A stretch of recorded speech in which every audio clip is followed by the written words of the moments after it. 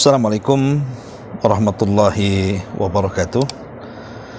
Alhamdulillah wassalatu wassalamu ala Rasulillah wa ala alihi wa sahbihi wa mawalah wa la hawla wa la quwata illa billahi wa ba'du. Alhamdulillah, segala puja dan puji hanya milik Allah Subhanahu wa taala. Salawat dan juga salam kita hadiahkan kepada Rasul kita Nabi besar Muhammad sallallahu alaihi wa ala alihi wasallam. Alhamdulillah, kami berada di Hotel Rehab Makkah, berdekatan dengan Masjidil Haram sekitar kurang lebih 1 kilo. Ada sedikit faedah di malam ini. Baru saja kita selesai melaksanakan salat Isya di Masjidil Haram dan juga makan malam. Ada 3 amalan yang kalau kita lakukan sebelum kita melaksanakan tidur, maka insyaAllah dengan izin Allah Subhanahu wa ta'ala kita akan termasuk penghuni surga. Subhanallah. Amalan apa saja itu?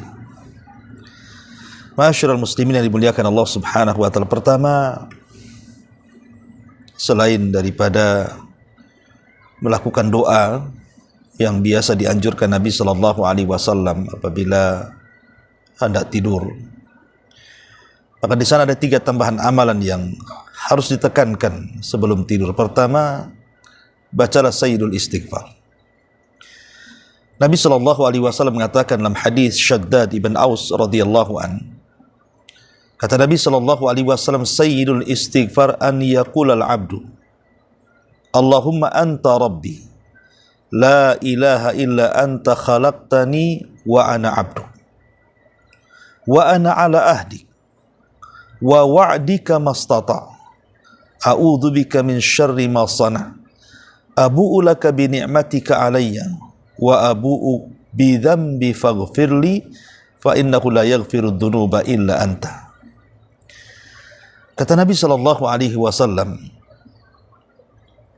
penghulu istighfar ketika seorang hamba mengucapkan kalimat ini yang artinya, ya Allah, Engkau adalah Rabbku, tidak ada ilah yang berhak diibadahi kecuali Engkau ya Rabb. Engkau yang menciptakan aku dan aku adalah hamba-Mu. Aku menetapi perjanjian-Mu dan juga janji-Mu sesuai dengan kemampuanku. Aku berlindung kepadamu dari keburukan perbuatanku.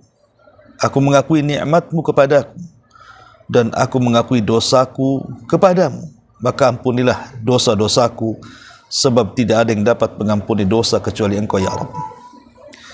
Ini adalah sayyidul istighfar.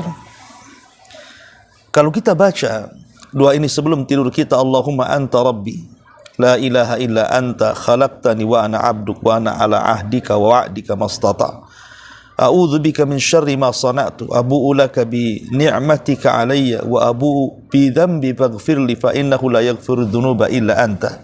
Lihat faedahnya. Kata Nabi sallallahu alaihi wasallam, man qalaha minan nahari muqinan biha, barang siapa yang kita baca di siang hari dan kita yakin dengan fadilahnya, dengan keutamaannya. Apa kata Nabi sallallahu alaihi wasallam? Famata min yaumihi qabla an yumsiya fa huwa min ahlil jannah. Kalau Allah takdirkan dia meninggal sebelum datang waktu petang, maka dipastikan dia termasuk orang yang akan masuk surga. Tapi lihat kata Nabi sallallahu alaihi wasallam, man qalaha minal laili wa huwa mu'min wa huwa muqinun biha, barang siapa yang dibaca di malam hari sebelum tidur, ya, dia yakin dengan keutamaannya, dengan fadilahnya. Famata qabla an yusbiha, dia pun meninggal sebelum datang waktu subuh. Apa kata Rasul? Fahuwa min ahlil jannah, maka dipastikan masuk surga. Subhanallah. Ya, maka biasakan sebelum tidur membaca sayyidul istighfar, penghulunya para istighfar. Dan ini sudah saya bahas panjang lebar tentang sayyidul istighfar dan juga makna-makna yang terkandung di dalamnya. Anda bisa lihat murojaah kembali dari YouTube yang berbicara soal istighfar yang saya bahas dalam Humairah Channel New itu. Ini yang pertama. Yang kedua,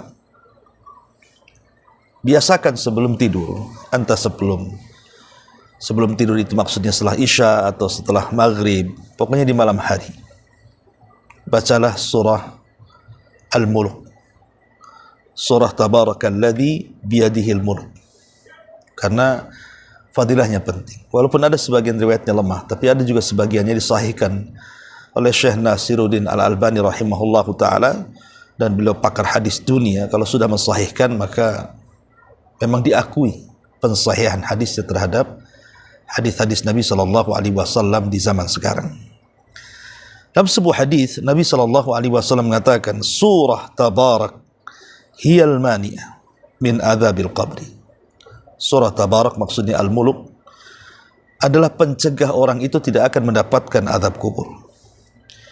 Bahkan dalam hadis Abi Hurairah radhiyallahu anhu yang dihasankan oleh Syekh Nasiruddin Al-Albani rahimahullahu taala, inna suratan fil Quran 30 ayat syafa'at li rajulin hatta ghufira lahu wa hiya tabarakalladzi biyadihi al-mulku, rawahu Abu Dawud wa Tirmidzi. Kata Nabi SAW, ada satu surat dalam Al-Quran, jumlahnya 30 ayat. Kalau kita baca, Allah akan berikan syafaat bagi seseorang dan Allah ampuni dosa-dosanya. Subhanallah, Allah ampuni dosa-dosanya dan Allah berikan syafaat bagi dia. Kemudian kata Nabi SAW, Tabarakalladzi biyadihil mulku wa huwa ala kulli syai'in qadir. Itulah suratul Mulk, hanya 30 ayat. Baca setelah Maghrib atau baca setelah Isya sebelum tidur. Maka ini juga termasuk wasilah dari wasilah-wasilah yang menjadikan kita termasuk ahli jannah. Dan yang terakhir, kalau yang pertama juga bacaan Sayyidul Istighfar, yang kedua juga bacaan surah Tabarak atau suratul Mulku, maka yang ketiga adalah perbuatan, berwudu. Kata Nabi SAW, man bata tahiran bata fi syi'arihi malakun. Barang siapa yang tidur dan dia suci, artinya dia berwudu, maka malaikat akan datang saat tidurnya. Kemudian malaikat ini akan mendoakan orang yang tidur ini dengan doa, Allahumma gfir li'abdika fulan fa innahu bata tahira. Ya Allah, ampunilah dosa hamba si fulan karena dia tidur dalam kondisi telah berwudu. Jadi dalam riwayat itu, kalau kita sedang tertidur kemudian terguling ke arah kanan, karena biasa orang tertidur kan tidak mungkin dalam satu posisi, terkadang tertidur ke arah kanan, tertidur ke arah kiri, maka setiap kita terguling badan kita ke arah kanan, maka malaikat sebelah kanan akan mengatakan, Allahumma gfir lahu, Allahumma arhamhu. Ya Allah, ampuni orang ini, ya Allah rahmati orang ini. Apabila terguling ke arah kiri juga sama. Subhanallah. Maka saya nasihatkan 3 amalan ini. Kalau anda ingin menjadi penduduk sorga biidznillah dengan izin Allah subhanahu wa ta'ala, pertama, jangan lupa Sayyidul Istighfar sebelum tidur. Yang kedua, bacalah surah Al-Mulk, Tabarakalladzi biyadihil mulk. Dan yang ketiga, ingat, jangan lupa berwudu. Saya Abu Humairah dari kota suci Makkah Al-Mukarramah mengucapkan semoga kita mendapatkan perlindungan Allah subhanahu wa ta'ala, tetap istiqamah. Dan saya akhiri dengan kafaratul majlis. Subhanaka wa bihamdika, asyhadu an la ilaha illa anta, astaghfiruka wa atubu ilaik. Allahu ta'ala alam. Assalamualaikum warahmatullahi wabarakatuh.